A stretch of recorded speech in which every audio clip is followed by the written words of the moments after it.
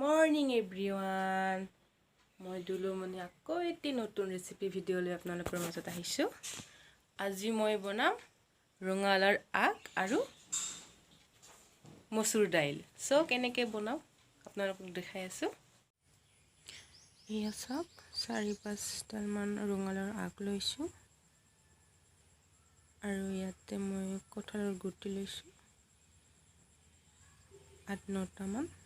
বিলাহী এটা লৈছোঁ, মই বাৰু কেঁচা বিলাহী লৈছোঁ আৰু এয়া মই ইয়াত জুই ধৰি আছোঁ।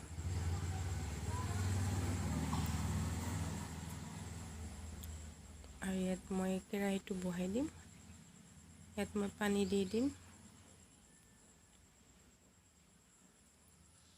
গেছতকৈ জুইত বনালে বেছি সোৱাদ হয় কাৰণে মই জুইত বনাইছোঁ। ইয়াত দালিখিনি দি দিছোঁ। দালিখিনি অকণমান গৰম হ'বলৈ দিম। অকণমান গৰম হৈ আছে দালিখিনি। ইয়াতে মই ৰঙালাওৰ আগকেইটা দি দিম।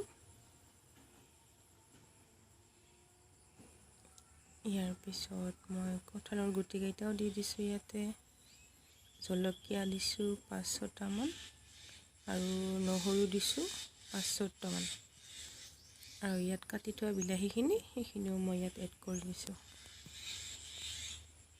দেখিছেনে?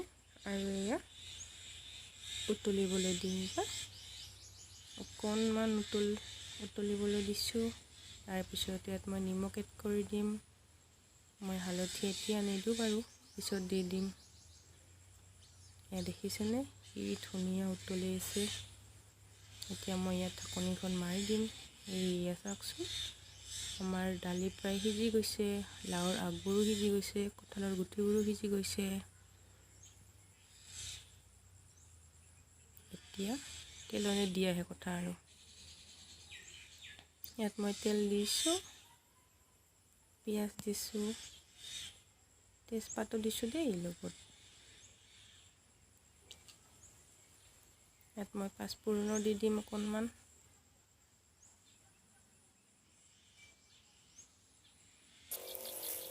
এয়া পাঁচফোৰণ দি দিছোঁ। ইয়াত হালধি দি দিছোঁ আৰু একো নিদিওঁ।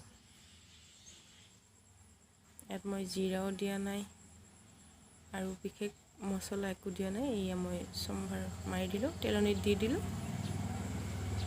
এতিয়া উতলিবলৈ দিম। আমো খাইছিলোঁ দেই লগতে। এয়া উতলি আছে। এনেকৈ 4-5মান উতলিলে আপোনালোকে নুমাই থৈ দিব। দেখিছেনে দালিখন? এতিয়া ঢাকনিখন মাৰি দিছোঁ আৰু এয়া এতিয়া পৰিৱেশন কৰাহে কথা আৰু।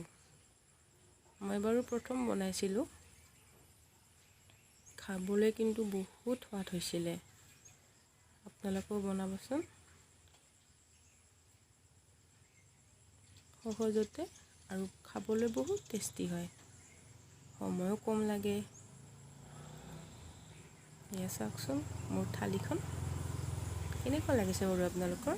নিশ্চয় ভাল লাগিছে।